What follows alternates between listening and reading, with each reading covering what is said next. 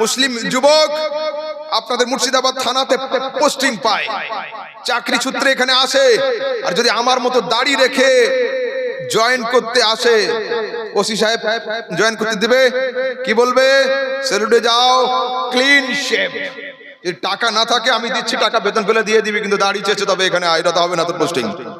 অথচ বিএসএফ হোক, আর্মি হোক, এয়ারফোর্স হোক, যে কোনো বড় বড় পদ হোক, ওই সমস্ত পদের বেশিরভাগ কমান্ডো গুলো হয় শিখ জাতির কমান্ডো হয়।